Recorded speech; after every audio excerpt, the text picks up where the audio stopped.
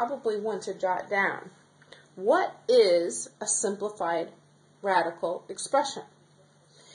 So I put the simplest form, and the reason I put them in quotation marks is because I want to remind you that sometimes simple doesn't look that simple.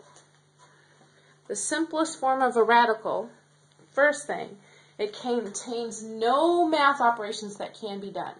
That means that if you can simplify, if you can multiply numbers out, if you can add numbers, if you can divide something, simplify a fraction, all those things need to be done. Anything that can be done, which is really kind of what we've looked at is what is a simplified number up until now. Now, also that we add that it can have no radicand, that's the number under the radical, with a perfect nth factor other than 1. In other words, if I'm doing a square root, there can be no perfect square factors in my radicand. If I'm doing a fifth root, there can be no perfect fifth factors under my radicand. 3, it does not have a radical in the denominator. So I cannot have a radical in the denominator. And 4, I cannot have a fraction in the radicand. So I can't, so basically that means that I can't just use that wonderful little property with the division and get rid of the radical in the denominator, because then I'd have a fraction in my radicand. So let's look at these. This is a simplified radical because there's no math operations I can do. I don't have 2, there's no square root factor of 2. We don't have a denominator and we don't have a fraction, so we're good to go. Here we go with the cube root of 16. Well, there's no operations I can do. However, if I look at this, 16 can be written as 8 times 2, which means 16 has a perfect cube factor. So this is not simplified form. I have to take it to the next step. 8 times 8 times 8, or wait, 2 times 2 times 2 is 8. So this is my cube factor, and I have to pull that out of the radicand. And I still have the cube root of 2. See, this doesn't really look that much simpler than that, but this is the simplified form. And here we have 1 over the square root of 2.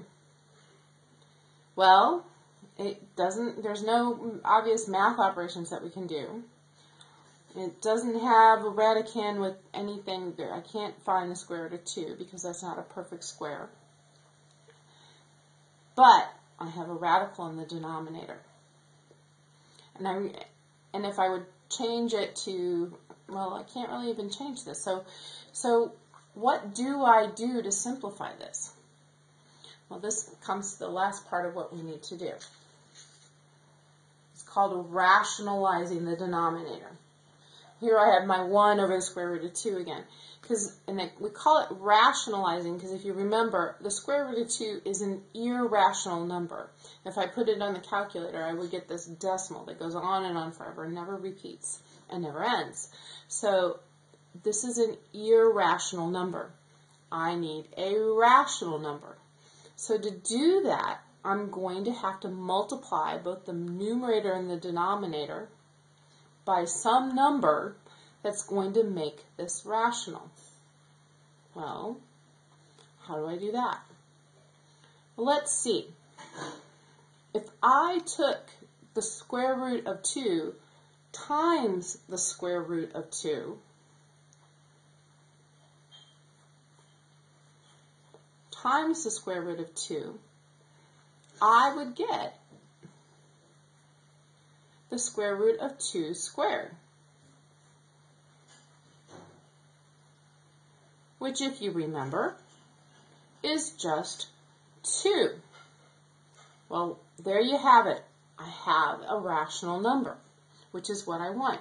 But I can't just do that, because if I did that, I would end up with 1/2. If I just multiplied and brought that over, 1/2 is not the same as 1 over the square root of 2. So to keep it the same, I'm going to multiply it by a fraction. Now remember, any number over itself is 1, so I'm just multiplying it by 1. And that means that it stays the same. So as I do that, I get 1 times, in the numerator, I have 1 times the square root of 2, which is just the square root of 2. And just carry it through. So my simplified version is the square root of 2 over 2. And yes, once again, I know that doesn't really look any simpler than what we started out as. Because if you think of it as better grammar, like how you would address somebody properly rather than say, I ain't got no pencil, that's kind of this, I ain't got no pencil over here, the 1 over the square root of 2.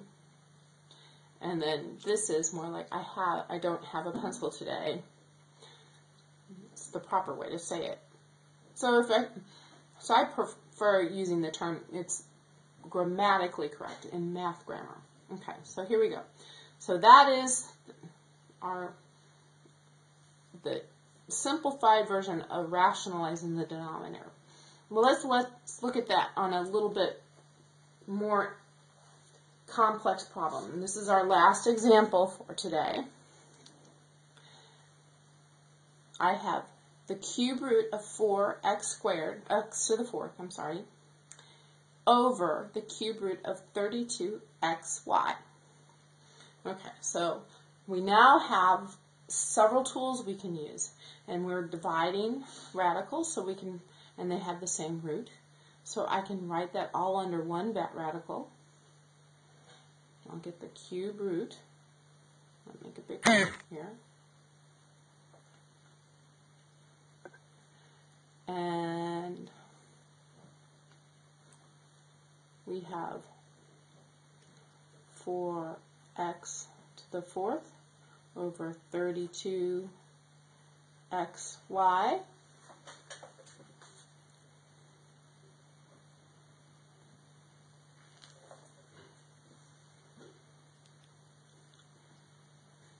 And now I can do some simplification because 4 goes into 32, so I know I can make that into the cube root. Don't forget that.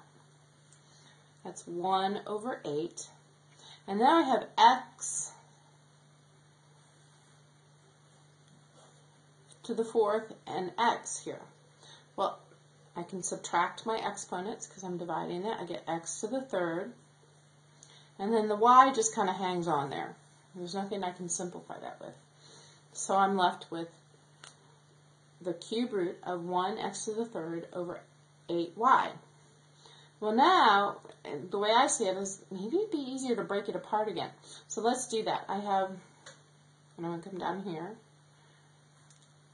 I have the cube root of x cubed in the numerator.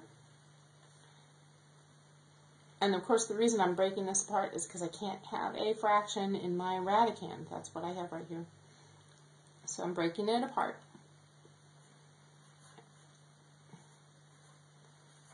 And let's see what we can do. Well, the cube root of x cubed is just x.